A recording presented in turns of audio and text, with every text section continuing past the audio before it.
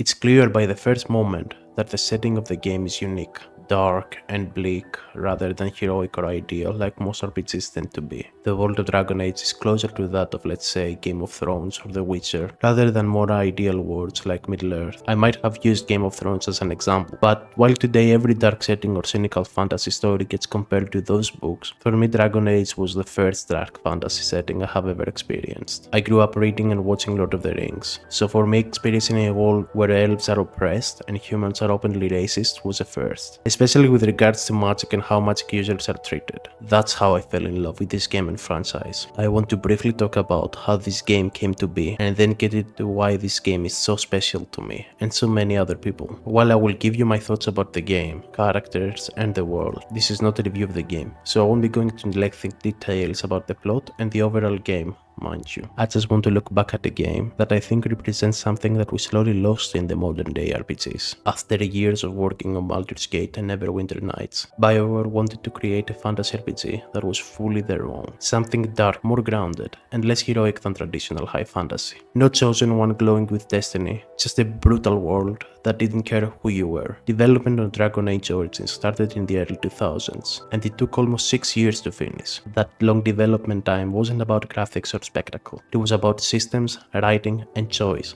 BioWare was obsessed with reactivity. Origins that changed your perspective, companions that judged you, and decisions that stuck with you. At the time, RPGs were slowly moving towards simplification and action. Origins went the opposite way. It doubled down on tactics, dialogue, and consequences. It wasn't chasing trends, it was trying to preserve a style of RPG that BioWare feared was disappearing. 17 years later, can all agree that they achieved their goal, and so much more. Dragon Age is a game that treats you with respect and expects you to face the consequences of your actions, no matter what those were. I will not be comparing Origins to Veilguard, as it has been done to death the past year. The only thing I want to say is that, unlike my previous video where I talked about Vampire the Masquerade Bloodlines 2, and how the developers meant well but ultimately failed to deliver, Veilguard tried to do the opposite of what made Origins a Dragon Age the franchise it was. They tried to please everyone and had no vision for the game or the franchise. I could spend hours upon hours explaining why I despise Veilguard and its writing, but this is not the point of this video, nor my intention. So let's dive into why Dragon Age Origins Origins is one of my favorite games of all time and why I think you should give it a chance in the year of 2026. I mentioned earlier that in the setting of Dragon Age, magic users are treated differently while elves are segregated and humans are prejudiced against them. While themes like those have been explored before, Dragon Age Origins goes the extra steps and allows you to experience what it's like to be an elf that people hate or a mage that people fear. The moment the game starts, you are prompted to choose your origin, hence the name of the game. Each origin is unique and some origins are barred from specific classes. For instance, dwarves cannot use magic, so you can't be a mage dwarf.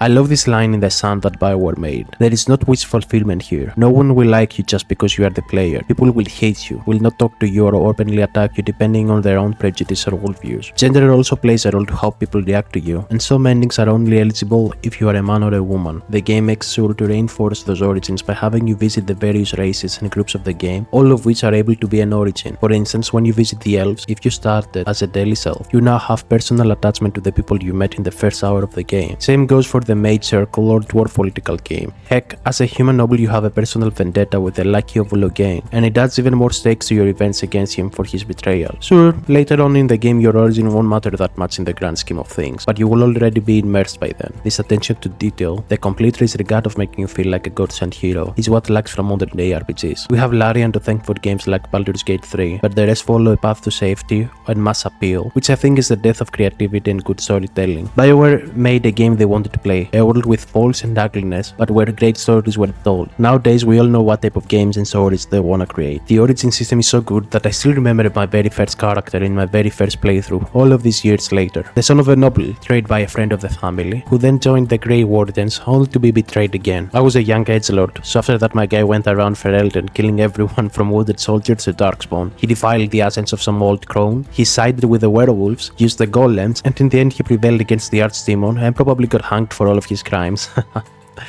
As you can see, my character was a horrible person and the game rewarded me for it, with stronger units for the final fight, or a new class, but the story got a lot darker. Objectively, my guy left the world in an even worse state that he found it. Everything for his vengeance and my psychotic tendencies, I guess. This is how RPGs should be like, and it's what BioWare aimed to do with Dragon Age Origins. Now, I know I praised the game to heaven and back, but that doesn't mean it's perfect or faultless. Whether you are an old school gamer or not, you have to agree that Dragon Age Origins graphics and gameplay were outdated even for 2009.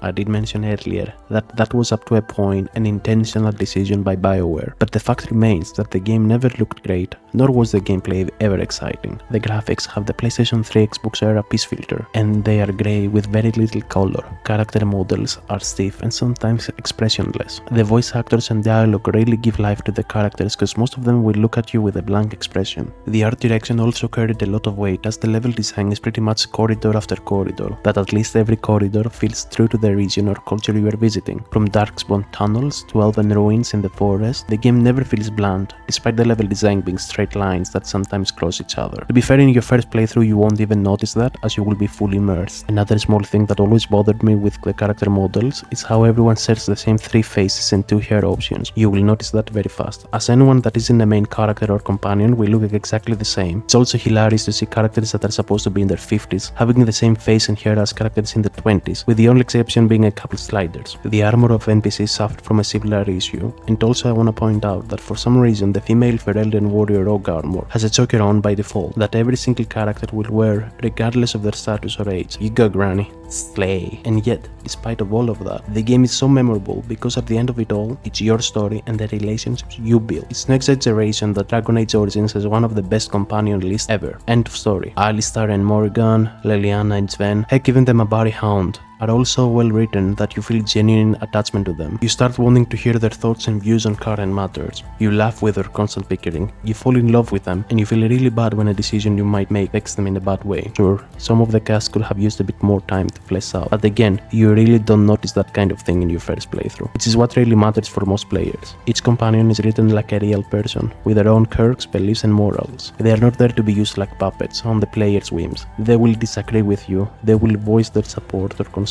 and they will turn against you if the need arises. Relationships take time to form and nurture, but it's all worth it in the end.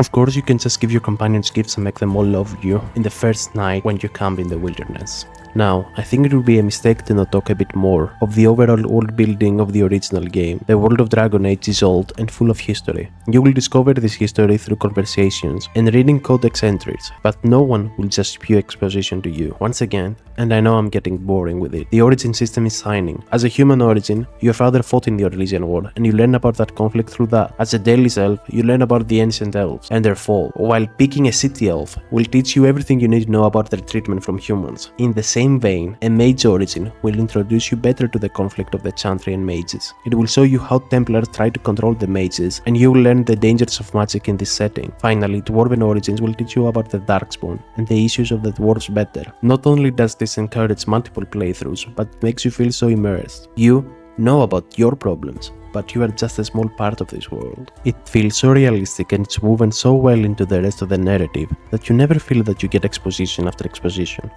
You live through each and every possible circumstance you hear about. So at the end you care. You have seen what the elves go through or what the dwarves have to face just to survive. This is why Dragon Age Origins is one of the greatest stories ever written and why the world always feels familiar to me. It's a shame really that sequels never reach the same narrative cohesion and quality of writing. Sure, Dragon Age 2 offers a new perspective into things, but the scale is all gone, while the gameplay got simplified in a very blunt way. Inquisition tried to bring back the hard decisions and the narrative quality definitely went up from the second game, but it's still nowhere near the first game. At least the gameplay was better than Dragon Age 2, and the overall plot was a lot more engaging. We don't speak about Veilguard. Ever. I still don't know how it's possible when the first game did all the heavy lifting for you. Everything was so nicely set up for them to just keep building on it. I will give them that. Making a sequel of a game that has multiple endings that all have various consequences is hard. I understand that. I really do. But they could either make a sequel a few years later in the future or choose a canon ending. Maybe go to the other side of Thedas, but not limit yourself in a city. The problem with player choices making cohesive plot and world state gets harder and harder as the games pile up. A choice that has 2 outcomes now has 4, and in the next game has 8 and 16 and goes like that. Still though, despite all of that, I feel like the quality of the first game never got much. And I think that's why Dragon Age Origins still stays with me all these years later. Not because it was perfect, it clearly wasn't. Not because it was the most technically impressive game of its time, it wasn't that either, but because it trusted the player. It trusted you to sit with uncomfortable themes, it trusts you to live with the consequences of your choices, and most importantly, it trusts you to exist in this world without constantly reminding you that you were special. You weren't the chosen one sent by destiny, you were just another person thrown into a broken world, trying to survive it, save it, or maybe even make it worse, and somehow that made every decision feel heavier, every victory feel earned, every mistake harder to forget. Looking back now, I think Dragon Age Origins represents a kind of RPG design we don't see very often anymore.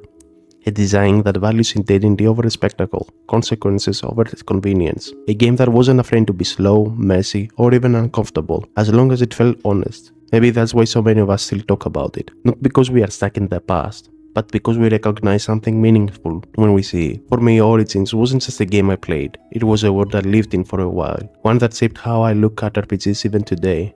And maybe that's enough. Thanks for watching, like and subscribe as it really helps the channel out.